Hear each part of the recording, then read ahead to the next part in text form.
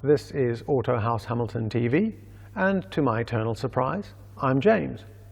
In this video, I'll be talking about springs and other spring-like things as used in various models of Porsches.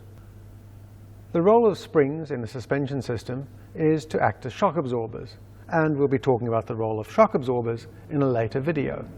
Springs work to store energy, much as the same way the spring in a mechanical wristwatch is used to store energy when you wind it up and slowly releases that energy to move the hands of the watch with the passage of time. With a jack-in-a-box, when you put the jack-in-a-box in his box, you're compressing the springs to store energy, and when that energy is released, hilarity ensues. When you drive over an uneven road surface, the springs in a car temporarily store that energy and then release it in a series of bounces, rather than that energy being transmitted through the car and you in one unpleasant jolt. The earliest types of springs used in motor cars was a leaf spring, which was a carryover from the springs used in horse-drawn carriages. Typical designs used quarter or semi-elliptical arrangements of leaf springs, and these were in wide use in motor cars up until the 1970s. They haven't entirely disappeared, and some Volvos and Corvettes still use leaf springs as part of their suspension design. Leaf springs are flat springs, similar in appearance to Robin Hood's bow, and work in a very similar manner, except without that whole stealing from the rich thing going on. Porsches have never used anything as old-fashioned as leaf springs though. From the 356 through to the end of the 968 model, Porsches used torsion bar springs.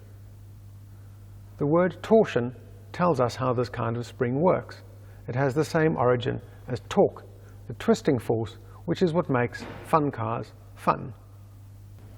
If you're interested in that sort of thing, it is also the basis for the words distort, contort, extort, tortuous, torture, tort, the legal kind, tort, the baked kind, and also tortilla.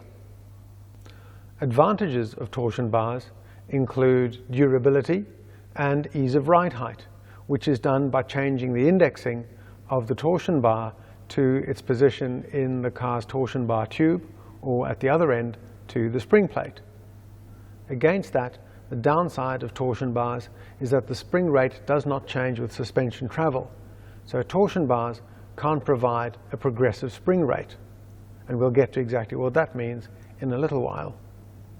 If you want a progressive spring rate, the simplest way is to use a coil spring, and a coil spring is what most people understand by the term spring anyway.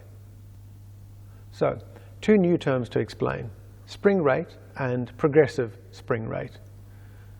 Spring rate tells us how much a spring is compressed for a certain amount of weight. So if we talk about a 200-pound spring, we talk about a spring which compresses by an inch with 200 pounds of pressure applied to it. And you can also refer to this in metric terms, where you would talk about the amount of millimeters that a spring would compress for a certain amount of kilograms applied to it.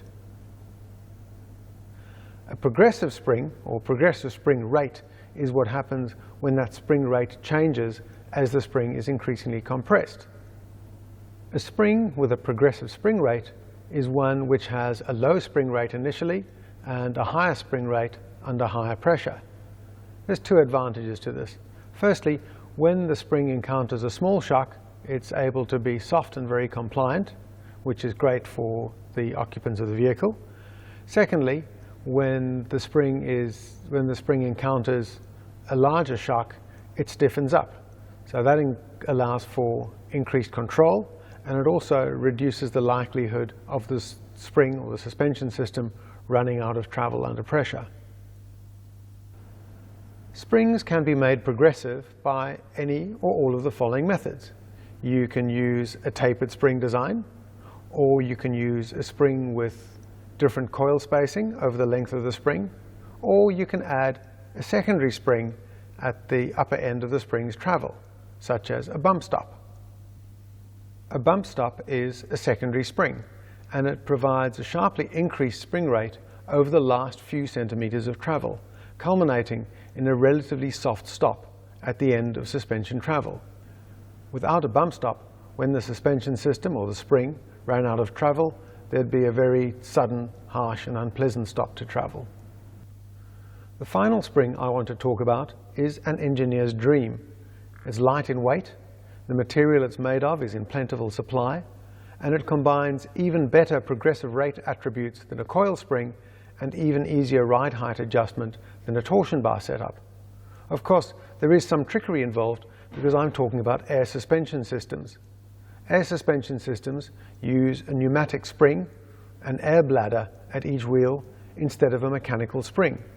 Valves and a central compressor are used to control the air pressure in each spring independently. Air suspension systems are used on Cayennes and Macans, but have a longer history than that.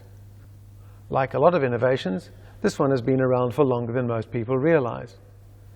The patent for a pneumatic suspension system goes back to the first years of the century in question being the 20th century. It was first patented in 1901. Although the idea of pneumatic suspension has been around for a long time, it took the arrival of computer control to become properly viable and to take advantage of the possibilities of a suspension system that has a degree of user control, such as automatic ride height and leveling maintenance by measuring speed, sensing loads, and automatically adjusting air pressure in the pneumatic springs. The biggest drawback to air suspension systems is their complexity. There are an awful lot of elements involved, and a flaw in any one of them will lead to the system either failing and leaving the vehicle stranded or going into a go-get-you-home limp mode, which isn't too great either. As ever, thank you very much for watching.